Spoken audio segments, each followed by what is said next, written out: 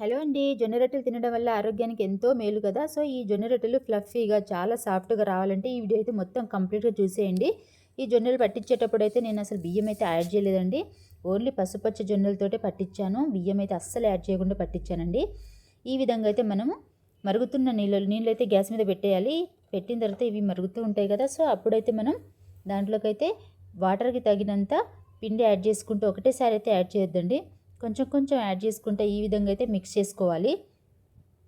ఈ విధంగా మిక్స్ చేసుకున్న తర్వాత ఈ కన్సిస్టెన్సీ అంటే ఈ విధంగా ఉండాలండి. చూసారు కదా! ఈ విధంగా అయితే కన్సిస్టెన్సీ ఉండాలి.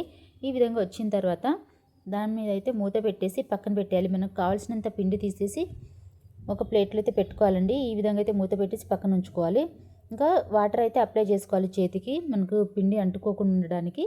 అదేవిధంగా సాఫ్ట్గా అయితే అవుతుందండి పిండి ఈ వాటర్ అప్లై చేయడం వల్ల.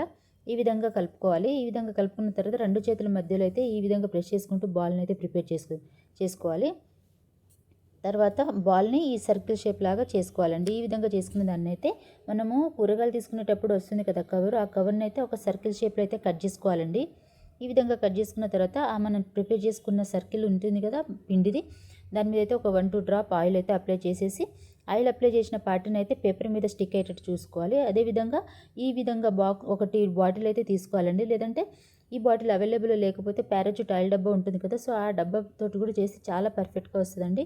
ఈ విధంగా చేసిన తర్వాత మాత్రం వేడివేడి కాగుతున్న పెనం పైన మనం రొట్టె అయితే వేసుకోవాలండి. రొట్టె కాల్చేటప్పుడు పెనం మాత్రం హై ఫ్లేమ్లో ఉండాలి.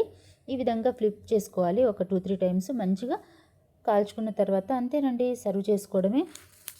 ఈ వీడియో చూశారు కదా, ప్లీజ్ నచ్చితే కనుక లైక్ చేయడం అస్సలు మర్చిపోవద్దండి. ఇలాంటి మంచి మంచి రెసిపీస్ కోసం నా ఛానల్ అయితే మీ ఫ్రెండ్స్ అండ్ ఫ్యామిలీ మెంబర్స్కి షేర్ చేయడం మర్చిపోవద్దు. ఎవరైనా ఫస్ట్ టైం చూస్తున్నట్లయితే సబ్స్క్రైబ్ చేయడం మర్చిపోవద్దండి అస్సలకి. Thank you so much for watching.